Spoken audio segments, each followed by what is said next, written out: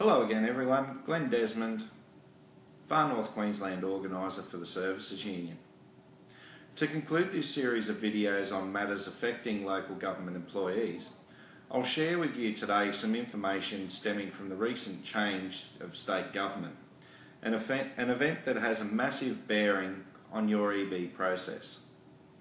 The Queensland election served as an example of how change can be achieved when we stand together as a collective, and that we do not have to simply accept whatever substandard offer is put on the table. During the election campaign, the ALP campaigned on the promise to overturn the LNP's changes to the Industrial Relations Act and restore fairness for state government workers.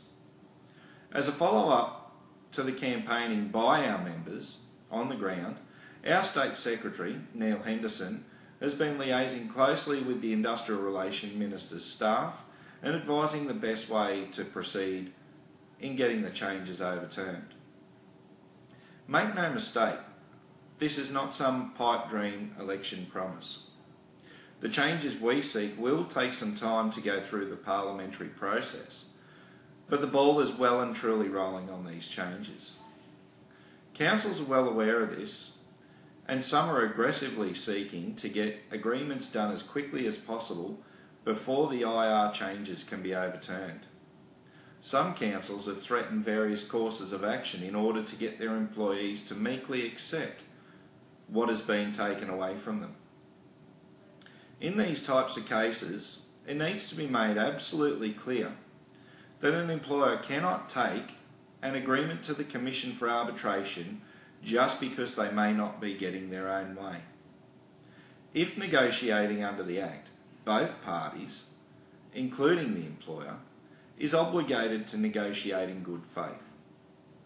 If an agreement is voted down, it is not the employer's automatic right to refer the document for arbitration to the Commission. They must demonstrate that the differences between the two parties are irreconcilable. And lastly, if an agreement is voted down, it is not the employer's automatic right to place its workforce on award conditions. This course of action requires consent from both parties to the existing agreement. These types of threats are essentially lies based on twisted half-truths and are designed to get employees to jump from a building that is not burning. We've achieved recent change through members campaigning on the ground, as well as our fights in the Commission and campaigning for political change. Your membership is what has enabled this to happen. And this is the sole reason that you no longer have to accept the loss of job security and entitlements. Timing and recent sequence of events are firmly on your side. The power to preserve your current conditions lies squarely in your hands.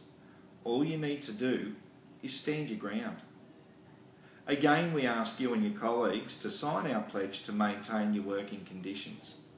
Further to that, we ask members to encourage their workmates to join your union and support us in our ongoing efforts to maintain your working conditions. Thank you very much.